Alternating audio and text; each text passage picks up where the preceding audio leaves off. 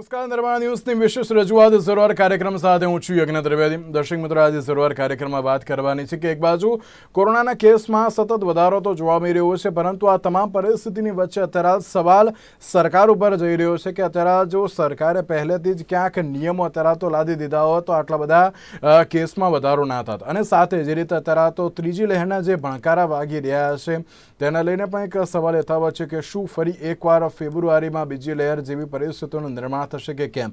કારણ કે હોસ્પિટલાઇઝેશન રેટમાં તો અત્યારે તો ઘણો ઘટાડો તો જોવા મળી રહ્યો છે, પરંતુ તેની સાથે સંક્રમિતોની સંખ્યા એ સતત વધી રહી છે. જ્યારે WHO ની વાત કરીએ તો WHO દ્વારા પણ એક માહિતી આપવામાં આવી કે ડેલ્ટા અને ઓમિક્રોન જો જે અત્યારે તો ભેગો થઈ જશે તો ક્યાંક અત્યારે તો જે વધુ પડતા સંક્રમિતોની સંખ્યામાં પણ વધારો કરી શકે છે, ઘાતકમાં સાબિત થઈ શકે છે.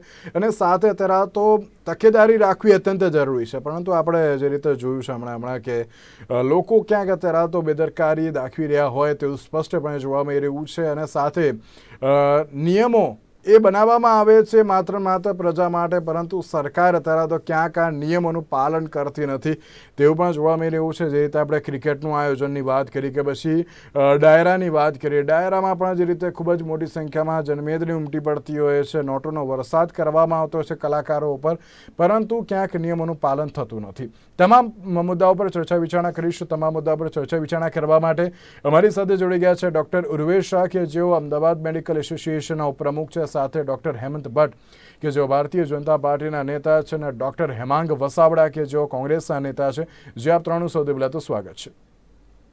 સૌથી પહેલો પ્રશ્ન ડૉક્ટર હેમાંગજી આપને પૂછવા માંગીશ કે એક બાદ એક જે અત્યારે પરિસ્થિતિ સામે આવી રહી છે, કોરોનાના કેસમાં સતત વધારો થઈ રહ્યો છે, અને બીજી બાજુ જે રીતે આજે ઋષિકેશ પટેલ જે આપણા આરોગ્ય મંત્રી છે તેમના દ્વારા પ્રેસ કોન્ફરન્સ કરવામાં આવીને તેમના દ્વારા કહેવામાં આવ્યું કે જે પણ પરિસ્થિતિ છે તેને અનુલક્ષીને વડાપ્રધાન નરેન્દ્ર મોદીને તમામ પ્રકારનો ચિતાર અમે આપી દીધો છે, અને તકેદારી રાખવા માટે વડાપ્રધાન નરેન્દ્ર મોદીએ પણ જણાવ્યું છે. અને સાથે એક સવાલ એ પણ થઈ રહ્યો છે કે જ્યારે સરકારની વાત કરવામાં આવે તો સરકાર માત્ર એમ જ કહે છે કે તમામ પરિસ્થિતિને પહોંચી વળવા માટે અમે સજાગ છીએ. કઈ રીતે જોઈ રહ્યા છો આપ?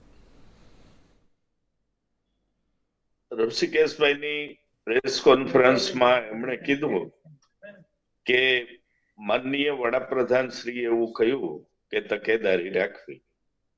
માનનીય વડાપ્રધાન શ્રી જુદા જુદા માધ્યમોથી પ્રજાને સખ્તાઈથી નિયમોનું પાલન કરવું, મન કી બાતમાં, ટ્વિટર ઉપર બધી વાત કર્યા કરે છે, પણ કમનસીબ એ છે કે એમના જ પક્ષના એમના જ કાર્યકરો અને નેતાઓ વડાપ્રધાનશ્રીને સાંભળતા નથી, એ મનમાની કરે છે. એટલે વડાપ્રધાનશ્રીનો મેસેજ છે એ ખાલી આમ જનતા પૂરતી જ વાત છે, બીજેપીના નેતાઓએ માનવાનું નથી. રાજકોટમાં સીએમએ રોડ શો કર્યો, રાજેશ ચુડાસમાએ વેરાવળમાં મેરાથોન કરી, સૌરભભાઈ પટેલે ક્રિકેટ ટુર્નામેન્ટનું આયોજન કર્યું, અલ્પેશ ઠાકોર સમાજનું સંમેલન કર્યું, રિવરફ્રન્ટ ઉપર સાધુ સંતોનું સંમેલન થયું, અને ભારતીય જનતા પાર્ટીના ઘણા બધા નેતાઓ પોઝિટિવ થયા. આજે કુંવરજીભાઈ બાવળીયા પોઝિટિવ થયા છે, ધનસુખભાઈ ભંડેરીએ પોઝિટિવ થયા છે, અમદાવાદ શહેર પ્રમુખ પણ પોઝિટિવ થયા છે, ઘણા બધા નેતાઓ પોઝિટિવ થયા છે અને થતા જાય છે. રાજનાથસિંહ પણ વાત હવે કરીએ. કોણ? રાજનાથસિંહ, રક્ષા મંત્રી. હા, રાજનાથસિંહ પોતે જ પોઝિટિવ થયા છે. હવે વાત કાયદાની કરીએ. કાયદો જે નવા એસઓપી આવી છે એ આ નાઇટ વોચમેન સરકારે બનાવી છે. ચૂંટણી લગીના દિવસો પસાર કરવાના છે આ સરકારને, એટલે નાઇટ વોચમેન સરકાર કહું છું. તમે આખી એસઓપી નો અભ્યાસ કરો તો સ્પષ્ટ લાગે કે માઇન્ડ એપ્લાય કર્યા વગર ડરતા એસઓપી બનાવી છે. ઇકોનોમિકલ રિસ્ટ્રેન્ટ બરાબર છે, ન મૂકવા જોઈએ, દેશના અર્થતંત્ર નુકસાન થાય છે, પણ ધાર્મિક અને સામાજિક મેળાવડાઓ તમે બાદ ના કરી શકો. 400 વ્યક્તિની છૂટ, હવે 400 વ્યક્તિની મંજૂરી નીચે મંજૂરી માંગે આયોજકો, પછી 700, 800, 1000 માણસ થઈ જાય, નિયમોનું પાલન ના થાય. આ બંને વસ્તુ બંધ કેમ ના થાય? It should be stopped. Restaurant અને બધું 10 વાગે બંધ કરવાનું, દુકાનો 10 સુધી, કર્ફ્યુ 10 વાગે. 10 વાગ્યા લગી રેસ્ટોરન્ટમાં જે માણસ જમતો હોય એ 10 કર્ફ્યુ સ્ટાર્ટ થાય તો ઘેર કેમ પહોંચે? રેસ્ટોરન્ટનો સ્ટાફ પછી ઘેર કેમ પહોંચે? એના માલિક ઘેર કેમ પહોંચે? અને પાછી ડિલિવરી 11 લગી ચાલે, રાતના 11 લગી. ડિલિવરી બોયને કર્ફ્યુ ના નડે, એને છોડ. એટલે આખી જે બાગ બગીચા 10 વાગ્યા લગી ખુલ્લા. અરે ભાઈ, બાગ બગીચા હમણાં બંધ રહેશે તો શું ફેર પડવાનો છે? એટલે આખી એસઓપી એટલી હાફાર્ટેડ બનાવી છે, તર્કસંગત પણ નથી. અને એટલે જ અને ભારતીય જનતા પાર્ટીના નેતાઓ તો કોઈ પણ નિયમનું પાલન કરતા નથી, ટોળે ટોળા ભેગા કરે છે, માસ્ક પહેરતા નથી, સંમેલનો કરે છે સરપંચના નામે, ક્રિકેટના નામે, ઠાકોર સમાજના નામે, અને પ્રજામાં ખોટો દાખલો બેસાડે છે. આજ ગુજરાતની પ્રજા પૂછે છે કે કાયદા અમારે જ માટે છે, ભાજપ માટે નથી. હેમાંગભાઈ, એક વાત તો એ પણ છે ને કે જ્યારે આજ કોંગ્રેસ દ્વારા અત્યારે કોવિડ ન્યાય યાત્રા અલગ અલગ જિલ્લામાં અત્યારે નીકાળવામાં આવે છે કોરોનામાં જે પણ મૃતક હોય ને તેમના પરિવારજનો સહાય માટે.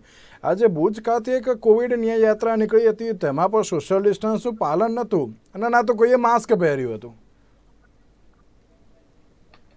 જો જગદીશભાઈએ 3 દિવસ પહેલા દિલ્હીથી કહેવામાં આવ્યું અને 3 દિવસ પહેલા પ્રદેશ કોંગ્રેસ પ્રમુખે કીધું કે હાલ કોઈ કાર્યક્રમ થશે નહીં. અને મારો તો આગ્રહ છે બિનપક્ષીય રીતે કે કોઈ પણ પક્ષના રાજકીય નેતા એસઓપી તોડે તો તરત એની સામે કલમ નીચે ગુનો નોંધો અને પગલા લ્યો. એમાં પછી ભારતીય જનતા પાર્ટી હોય, કોંગ્રેસે હોય. આ તો બીજેપી નહીં સામે કોઈ પગલા લેવાતા નથી, બીજા રાજકીય.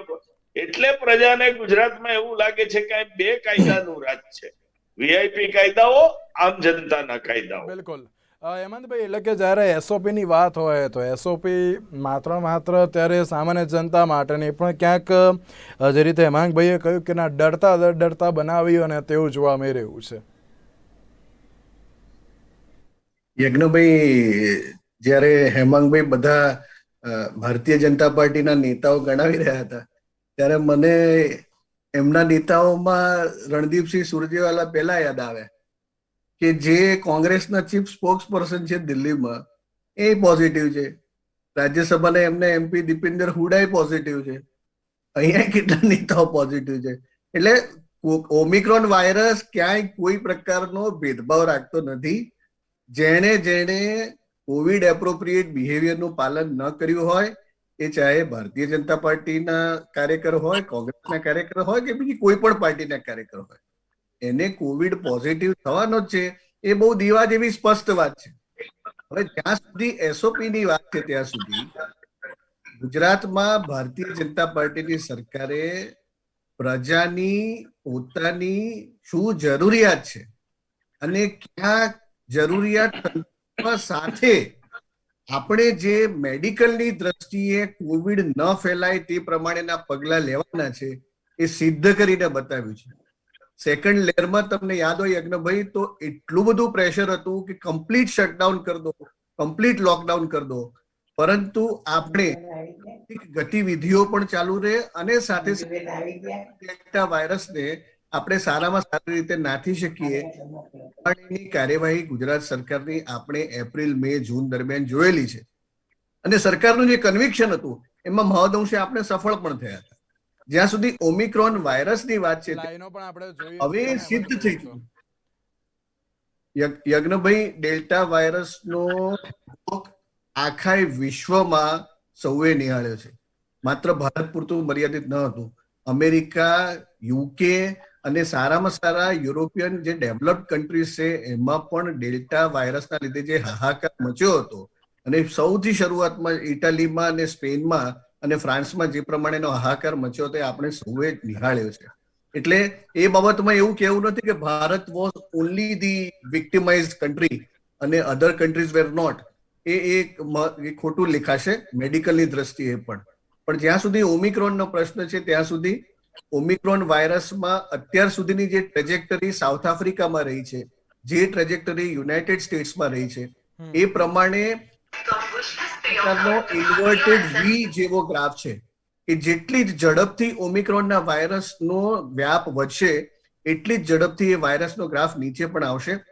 આજે તમે જો વાંચ્યું હોય તો મનિન્દ્ર અગ્રવાલ જે આઈઆઈટી કાનપુરના મેથેમેટિશિયન છે, એમણે પોતાનું મોડલ રજૂ કર્યું છે અને એમણે બહુ સારી વાત કરી છે કે જે રેપિડલી બોમ્બે અને દિલ્હીમાં કેસીસ વધ્યા છે તો છે ને કે એ તમામ પ્રકારની પરિસ્થિતિ પર તો આપણે ચર્ચા તો કરીશું, પરંતુ જ્યારે સામાજિક મેળાવડા હોય, જે ધાર્મિક મેળાવડા હોય અને રાજકીય મેળાવડા હોય, તેની ઉપર પણ અત્યારે તો પ્રતિબંધ મૂકી દેવો જોઈએ ને કે આ પ્રકારની પરિસ્થિતિ ભાઈ અત્યારે હાલ પૂરતું બંધ જ કરી દો.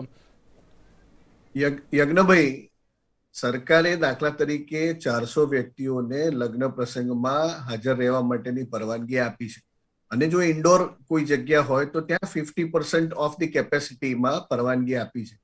પરંતુ અગાઉ પણ આપણે જ્યારે પણ આ ચર્ચા થઈ છે ત્યારે મેં કહ્યું છે કે ચેરિટી બિગિન્સ એટ હોમ. હંમેશા સ્વયં શિસ્ત એ બહુ અગત્યની બાબત છે.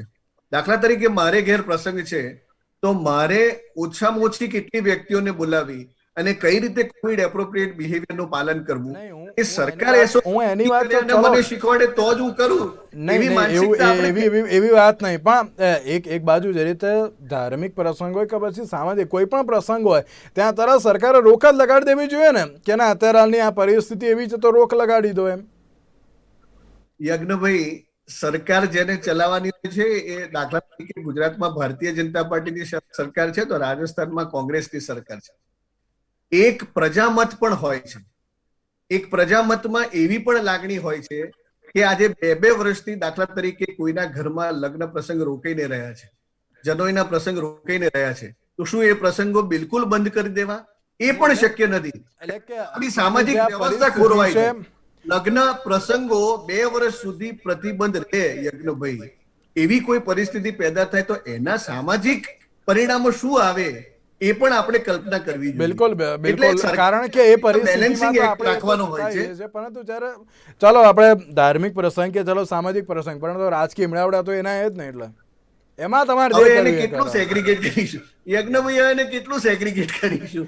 ઓકે ઉર્વેશભાઈ, આપની વાત આવવા માંગીશ. એક બાજુ સવાલ એ છે કે ભીડની આપણે વાત કરીએ, ભીડ હજુ પણ એની બેદરકારી હજુ એની જોવા મળી રહી છે, પણ કેસ જે કોરોનાના છે સતત વધી રહ્યા છે. આજની પણ આપણે વાત કરીએ તો 6000+ જે કેસ ગુજરાતના નોંધાયા છે. અમદાવાદના ગઈકાલ કરતાં તો ઓછા કેસ નોંધાયા છે, કારણ કે ગઈકાલે જે 2000+ હતા અને તેની સાથે આજે 1900 જેટલા કેસ છે.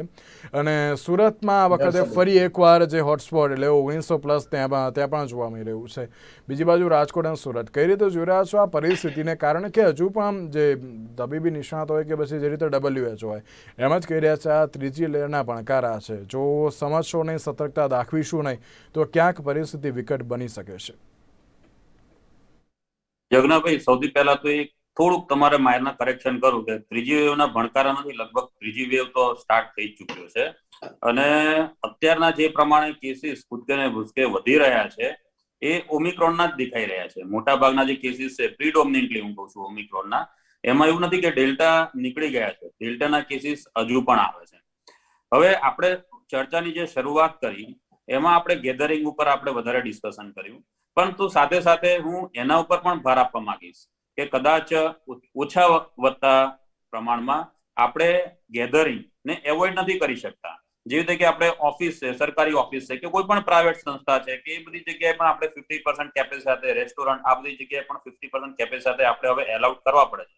કદાચ ઇકોનોમી પર ઇફેક્ટ ના પડે, પરંતુ મેડિકલની દ્રષ્ટિએ હું કહું કે જો આપણે ગેધરિંગ એવોઇડ નથી કરી શકતા અમુક અંશ સુધી, તો માસ્ક એ એવી વસ્તુ છે કે જેનાથી આપણે ઘણું ખરું ફેલાવો અટકાવી શકીએ છીએ. તો માસ્કને બને એટલું જલ્દી અને એટલું વધારે સ્ટ્રિક્ટ પાલન કરવામાં આવે તો કદાચ વધારે સારું રહેશે. હવે સાથે છે ને આપણે આ ઓમિક્રોનના જે પણ આપણે કેસીસ જોઈ રહ્યા છીએ અને જે સાઉથ આફ્રિકામાં અને યુએસમાં અને યુકેમાં કે હેમંતભાઈએ કીધું કે એની અંદર પણ આપણે એક્સપિરિયન્સ એવા છે કે જેટલી ફાસ્ટ પીકઅપ જશે એટલો ઝડપથી એ નીચે પણ આવવાનું છે. એ સ્વાભાવિક વસ્તુ છે, કારણ કે ઓમિક્રોન હાઈલી કોન્ટેજિયસ છે, ઘણા બધાને એક સાથે એમાં ફેલાય છે. સાથે હમણાં જ પણ એક થિયરી બહાર આવી એ પ્રમાણે ઓમિક્રોન લંગ ઇન્વોલ્વમેન્ટ ઓછું કરે છે, કારણ કે લંગ ઉપર છે ને બંને ડોક્ટર મિત્રો છે એટલે થોડું સમજ થશે કે TMRR SS2 નામનો જે પ્રોટીન લંગ સેલ્સ પર હોય છે કે જે વાયરસને સેલની અંદર એન્ટર થવા માટે હેલ્પફુલ થાય, એ સેલ ના એ જે એન્ટીજન્સ છે TMPR SS2 એન્ટીજન એ ઓમિક્રોન પર ઇફેક્ટ નથી કરી શકતા. એટલે ઓમિક્રોન છે એ એની એક જ મિકેનિઝમથી ઇન્ફેક્શન કરે છે ને એ એન્ડોસાઇટોસિસ થી. એટલે એન્ડોસાઇટોસિસ થી ઇન્વોલ્વમેન્ટ લંગ સેલ્સ નું ઓછું થાય એટલે અપર રેસ્પિરેટરી ટ્રેક્ટ નું વધારે થાય. અપર રેસ્પિરેટરી ટ્રેક્ટ નું વધારે થાય એટલા માટે વાયરસ મેજોરિટી અપર રેસ્પિરેટરી ટ્રેક્ટમાં રહે, એટલે જલ્દીથી એરોસોલાઇઝ થાય, એટલે જલ્દીથી એ ફેલાય પણ ખરું. એટલે ઓમિક્રોન ની અંદર ફેલાવો ખૂબ જ વધારે દેખાઈ જ રહ્યો છે. હવે જેટલું જલ્દી ફેલાશે એટલું જલ્દી હર્ડ ઇમ્યુનિટી પણ ડેવલપ થશે. તેમ છતાં પણ હું એના પર ઇન્સિસ્ટ કરી કે આપણે ટ્રાન્સમિશન તો રોકવું જ જોઈએ, કારણ કે ટ્રાન્સમિશન જો વધશે તો એના મલ્ટિપ્લિકેશન વધશે તો મ્યુટેશન થવાના ચાન્સીસ વધારે થશે. અને એમાંથી જો કોઈ ઇમ્યુનો કોમ્પ્રોમાઇઝ પર્સન છે કે કેન્સર છે કે HIV એડ્સ એવા કેસીસ હોય અથવા તો ડાયાબિટીસ હોય કે જેની અંદર વાયરસ કદાચ લોંગ ટર્મ માટે રહે તો એની અંદર જો મ્યુટેશન થશે તો એની અંદર એવો VOC ડેવલપ થઈ શકે કે જે પાછળથી ખતરનાક સાબિત થાય. એટલા માટે આપણે ટ્રાન્સમિશન બને એટલું તો એને અટકાવવું જ જોઈએ. હવે યજ્ઞભાઈ છે ને, હું થોડાક 2-4 બીજા મુદ્દા ડિસ્કસ કરવા માંગીશ આ માધ્યમથી. કદાચ આનો ડિસ્કસ કરવાનો વારો પછી પણ આવી શકે પછીની ચર્ચાઓમાં પણ, કે હવે આગળ શું કરવાનું. આપણે અત્યારે કેસીસ માટે ડાયગ્નોસિસ અને ટેસ્ટિંગ માટેની આજના દિવસમાં એક એડવાઇઝરી બહાર પાડી છે ICMR કે કોણે ટેસ્ટ કરવા. તો એની સ્પેસિફિકલી કર્યું છે કે હવે આડેધડ ટેસ્ટિંગ માટે દોડવાની જરૂર નથી, એસિમ્પ્ટોમેટિક કોન્ટેક્ટ ટ્રેસિંગની જરૂર નથી, સિમ્પ્ટોમેટિક કેસીસને ટેસ્ટિંગ કરવા. કોન્ટેક્ટની અંદર જે હાઈલી મોર્બિડ હોય 60+ ના કેસીસ હોય અને એની અંદર જેમાં મોર્બિડ કન્ડિશન્સ હોય એ લોકોના ટેસ્ટિંગ કરવા કે જેથી આપણે એને પ્રોપરલી મેનેજ કરી શકીએ. સાથે બીજી એ પણ હું પ્રજાને કહેવા માંગીશ કે ટેસ્ટ જો પોઝિટિવ આવે તો સહેજે પેનિક થવાની જરૂર નથી. આપણે જે બીજા વેવની અંદર જે પેનિક થઈ અને ફટાફટ antiviral, monoclonal antibody, remdesivir, steroids, self medication આ બધા માટે ભાગદોડ કરવાની જરૂર નથી, કે CT scan, unnecessary CT scan આ બધાની કરવાની જરૂર નથી. ઓમિક્રોનના મેજોરિટી કેસીસ માઇલ્ડ હોય છે તો એની અંદર મિનિમમ જે ઇન્વેસ્ટિગેશન છે કે જેવા કે CRP છે અથવા તો CBC છે, SpO2 છે અને ફીવર, આટલું મોનિટરિંગ કરવામાં આવે. અને જો એની અંદર સિગ્નિફિકન્ટ લાગશે તો પ્રોપર મેડિકલ એડવાઇસ લઈને જ તમારે મેડિકેશન્સ કરવાની રહેશે. બધું આડેધડ મેડિકેશન કરવાની જરૂર નથી. પણ સૌથી વધારે ઇમ્પોર્ટન્ટ છે કે જ્યારે પણ પોઝિટિવ તમને જણાય, તમને જ્યારે પણ શરદી, ખાંસી, ફીવર કેવા કોઈ પણ લક્ષણો જણાય તો તાત્કાલિક તમારે RT-PCR રિપોર્ટ કરવાનો જરૂર, અથવા તો એન્ટીજન પોસિબલ તો એન્ટીજન રિપોર્ટ કરાવવાનો, અને જો પોઝિટિવ આવે તો પોતાની જાતને આઇસોલેટ કરવાનો અને પોતે સજાગ રહી અને ગેધરિંગમાં જવાનું ટાળવું. આટલી અમુક મુદ્દાઓનું ધ્યાન રાખીશું. એક વસ્તુ એ પણ ખરી ને કે જ્યારે આપણે દેશના 7 રાજ્યની વાત કરીએ એમાં જે R વેલ્યુ છે એ અત્યારે 3 થી પણ અપ જતી રહી છે, એટલે કે ક્યાંક હજુ પણ કેસ વધવાની પૂરેપૂરી શક્યતાઓ છે. હા, આ હજુ R વેલ્યુ કદાચ આના કરતા વધારે અપ ટુ 5 સુધી પણ જઈ શકે, પરંતુ જો જેટલો ઝડપથી ફેલાશે તો કેસીસ એટલો ઝડપથી હાઈ જવાના જ છે. કારણ કે આની અંદર શું છે કે એની કોન્ટેજિયસ, મેં તમને કીધું ને, અપર રેસ્પિરેટરી ટ્રેક્ટમાં ટ્રાન્સમિશન સાથે સાથે એને માઇક્રો ડ્રોપલેટ ન્યુક્લિયાની અંદર પણ એ બહુ લોંગ ટર્મ માટે સસ્પેન્ડેડ રહે છે. એટલે આપણે જે 2 મીટર ગણતા હતા આગળના વેરિયન્ટ્સની અંદર, આની અંદર 3 મીટર સુધી સોશિયલ ડિસ્ટન્સિંગ રાખવું એવું વેસ્ટર્ન કન્ટ્રીઝની અંદર રિકમેન્ડેશન કરવામાં આવ્યું છે, કારણ કે એટલું જલ્દીથી અને એટલું દૂર સુધી ટ્રાન્સમિટ થઈ શકે છે. પરંતુ આ સાઉથ આફ્રિકાનું પણ, અત્યારે તમે સાઉથ આફ્રિકામાં જુઓ તો કેસીસ લગભગ અત્યારે ઘણા ઓછા થઈ ગયા છે. કદાચ US અને UK ની અંદર પણ એક પ્લેટુ ફેઝ આવી ગયો છે કે જેમાંથી હવે ડાઉનવર્ડ ટ્રેન્ડ ચાલુ થશે. હજુ તો આપણે આ અપવર્ડ મુવમેન્ટમાં છીએ, પણ આપણે પીક ક્યારે આવે છે અને ક્યારે પણ ડાઉન જાય છે એ હજુ આપણે ભવિષ્યમાં જ ખબર પડશે. સ્વાભાવિક છે કે ખૂબ જ જલ્દીથી પીક જશે ને જલ્દી ડાઉન આવશે, પરંતુ આપણે ટ્રાન્સમિશન એટલા માટે રોકાવું જોઈએ કે જેથી આપણે ફ્યુચરમાં કે આપણે કોઈ વેરિયન્ટ ડેવલપ થતો અટકાવી શકીએ. અને બીજું સાથે હું યજ્ઞભાઈ એ પણ કહેવા માંગીશ, આજનો જ મારે એક્ઝામ્પલ છે, અમારા એક ડોક્ટર મિત્ર છે કે જેને ઇન્ફેક્શન થયું છે, એમને CRP 50+ થયું છે, CT સ્કેનની અંદર પણ એમના ફાઇન્ડિંગ્સ ઓડ છે અને એમને તાત્કાલિક એડમિટ કરી અને સ્ટીરોઇડ્સ આપવાની જરૂર પડી છે, રેમડેસિવિર સ્ટીરોઇડ આપવાની જરૂર પડી છે. એટલે એવું નથી કે ખાલી આની અંદર માઇલ્ડ કેસીસ પણ થાય છે, આની અંદર અમુક કેસીસની અંદર સિવિયરિટી પણ થાય છે. એટલા માટે પણ પોતાની જાતને આ ઇન્ફેક્શનથી બચાવતો રહ્યો છે. બિલકુલ સાચી વાત છે હેમાંગભાઈ. આપણી પાસે આવવા માંગીશ કે એક બાજુ જે રીતે આજની જે વાત કરીએ અને તેની સાથે રાજ્ય સરકારના પ્રવક્તા જે અત્યારે હાલ તો તમામ દ્વારા એમ જ કહેવામાં આવી રહ્યું છે કે સરકાર અત્યારે હાલ જવાબદારી સાથે આગળ વધી રહી છે. તમામ પ્રકારના અત્યારે નિર્ણયો અને SOP પણ ધીરે ધીરે જાહેર કરવામાં આવી રહી છે, પરંતુ હજુ પણ ધીરે ધીરે ક્યાંક નિર્ણય જોવા મળતા હોય તેવું લાગી રહ્યું છે. કારણ કે મહારાષ્ટ્રની વાત કરીએ, દિલ્હીની વાત કરીએ, ત્યાં કલમ 144 પણ અત્યારે હાલ તો લાગુ કરી દેવામાં આવ્યું છે, પણ હજુ પણ આપણે અહીંયા નાઇટ કર્ફ્યુને લઈને અત્યારે તો જે સીમિત જોવા મળી રહ્યું છે. યજ્ઞભાઈ આપણે સોરી જી હેમાંગભાઈ. હા, એટલે આપણે જે રીતે વાત થઈ કે નિયમો ઘડવામાં સરકાર સંભાવ ખૂબ પાછળ છે. એરપોર્ટ ઉપરથી બહારથી આવતા લોકોનું સ્ક્રીનિંગ કરવું, એને ફરજિયાત ક્વોરન્ટાઇન કરવા આ ના થયું એટલે ઓમિક્રોન આ દેશમાં ઘૂસી ગયો. 7 દિવસનું ક્વોરન્ટાઇન કમ્પલસરી કર્યું હોત આફ્રિકન કન્ટ્રીઝ અને ઇન્ફેક્ટેડ કન્ટ્રીઝમાંથી આવતા લોકોનું, તો અહીં આટલું ઇન્ફેક્શન થાત નહીં. મને ઉર્વિશભાઈએ જે ICMR ની ગાઈડલાઈન કીધી, મને આજે ખૂબ નવાઈ લાગી. કોન્ટેક્ટ ટ્રેસિંગ નહીં કરવાનું એવું ICMR કહે છે. કોન્ટેક્ટ ટ્રેસિંગ તો સૌથી અગત્યનું છે. આજે બહારથી આવેલો એક માણસ RT-PCR પોઝિટિવ આવે છે તો એ જેટલાને મળ્યા છે એટલાને તો ટેસ્ટ થવા જ જોઈએ. નહીં કરો તો એ કેરિયર તરીકે સમાજમાં ફર્યા કરશે. એને સિમ્ટમ્સ આવશે 5મે દી 6મે દી, ત્યાં લગીમાં 70-80 જણને ઇન્ફેક્શન લગાડી ચૂક્યા હશે. એટલે ICMR ની જે આ વાત છે એ ગળે ઉતરે એવી નથી. મને એમ છે કે ICMR પણ હવે જેમ ગુજરાતની તજજ્ઞોની કમિટી બની છે સરકારની, એમ ICMR પણ જે સરકાર ઈચ્છે છે એ જ બોલે છે. આવી વાત થઈ જ ન શકે. કોન્ટેક્ટ ટ્રેસિંગ તો સૌથી અગત્યની વસ્તુ છે અને તો જ તમે ફેલાવો અટકાવી શકશો. બિલકુલ સાચી વાત છે. અત્યારે હાલ તો ક્યાંક જે નિર્ણય તો અત્યારે લેવા જોઈએ, પરંતુ ક્યાંક હજુ પણ જે કહેવાના હોલ્ડ ઉપર છે. ના, હજુ કેસ વધવાનો, ત્યારબાદ અમે તો નિર્ણય લઈશું. હેમંતભાઈ શું કહેશો? અરે યજ્ઞભાઈ, હું ત્યાં સુધી સમજ્યો છું ત્યાં સુધી ઉર્વેશભાઈએ જે વાત કરી ને, એની વાત એવી છે કે કોન્ટેક્ટ ટ્રેસિંગમાં એસિમ્પ્ટોમેટિક પેશન્ટ છે એનું કોન્ટેક્ટ ટ્રેસિંગની જરૂર એટલા માટે નથી કે તમે આઇસોલેશન્સ તો કરો જ છો, માઇક્રો કન્ટેનમેન્ટ એરિયા તો કરો જ છો, તો પછી એસિમ્પ્ટોમેટિક પેશન્ટ્સના કોન્ટેક્ટ ટ્રેસિંગ કરીને તમે you are simply overloading your system. જે એસિમ્પ્ટોમેટિક છે એને તમે આઇસોલેટ કરી દો. તમને કોન્ટેક્ટ ટ્રેસિંગમાં તમને ખબર પડી કે એમના કોન્ટેક્ટ, પણ there is no need of testing them through a pathological test. એટલે વર્કલોડ ઓવરઓલ તમારી લેબોરેટરીઝ પર ઘટાડવા, એસિમ્પ્ટોમેટિક પેશન્ટ હોય એને આઇસોલેટ કરો. માઇક્રો કન્ટેનમેન્ટ એરિયાઝ જે રીતે અમદાવાદ 177 કરતા વધારે માઇક્રો કન્ટેનમેન્ટ એરિયાઝ આપણે જે આઈડેન્ટિફાય કર્યા છે એવી રીતે માઇક્રો કન્ટેનમેન્ટ એરિયાઝ કરો. અને the only important thing is vaccination. I always insist vaccination. જેટલું ઝડપથી વેક્સિનેશન કરીશું એટલું ઝડપથી. Gujarat is very fortunate. આપણે તો જોવા જઈએ તો 90% ફર્સ્ટ ડોઝ. તમે જે રીતે નાઇટ કર્ફ્યુને લઈને તો અત્યારે હાલ વાત કરી છે કે ના, નાઇટ કર્ફ્યુ કરી દેવામાં આવ્યો છે, પરંતુ દિવસનું શું? દિવસમાં હજુ પણ એ જ પ્રકારની ભીડ જોઈએ તરત જોવા મળી રહી છે. યજ્ઞભાઈ, મને એવું લાગે છે કે આ જ નાઇટ કર્ફ્યુની ફોર્મ્યુલા સાથે આપણે ડેડલી સેકન્ડ વેવમાં, ડેલ્ટા વેવમાં વી સક્સીડેડ. એટલે there is no cause of a worry. There should not be any kind of a suspicion કે ઓમિક્રોન નો વેરિયન્ટ. ઉર્વેશભાઈ એ વાત પણ સાચી કરી કે we should not take it lightly. અમુક પેશન્ટો એવા જોયેલા છે અમે કે ઇવન ફુલ્લી વેક્સિનેટેડ હોય અને ઓમિક્રોન ઇન્ફેક્શન અને રેમડેસિવિર ની જરૂર પડે છે, હોસ્પિટલાઇઝેશન જરૂર પડે છે, પણ દે આર ફાર લેસ. એટલે જ્યારે આપણે સૌથી વધારે કાળજી એ રાખવાની છે કોવિડ એપ્રોપ્રિએટ વેક્સિનેશન રાખીએ.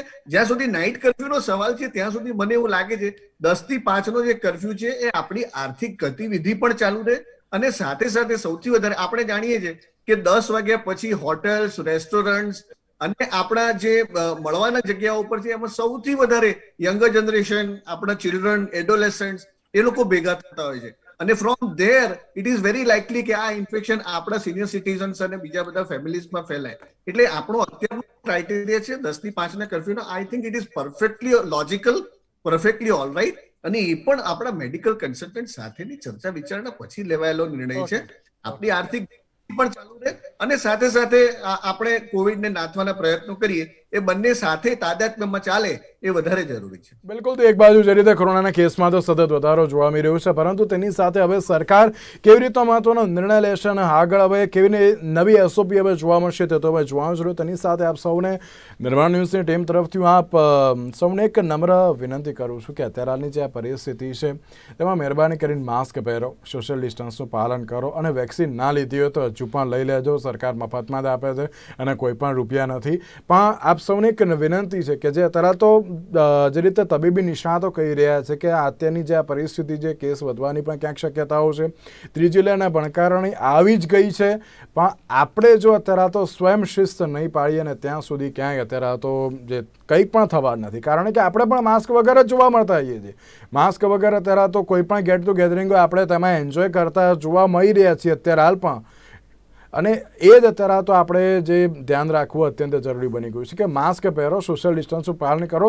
અમુક દિવસો અત્યારે તો એવા જો કાઢીશું તો પાછળ ક્યાંક આપણે પણ સારી રીતે આપણે આગળ વધી શકીશું. જે ન્યૂ નોર્મલ લાઈફ નહીં પરંતુ નોર્મલ લાઈફ તરફ પણ આપણે આગળ વધી શકીશું. તેની સાથે ઉર્વેશભાઈ, હેમંતભાઈ અને હેમાંગભાઈ, આપ ત્રણ આભાર અમારી સાથે આ ચર્ચા વિચારણામાં જોડાવા માટે. તો આજની આ વિશેષ રજૂઆતનું સર્જ આપશો. નમસ્કાર.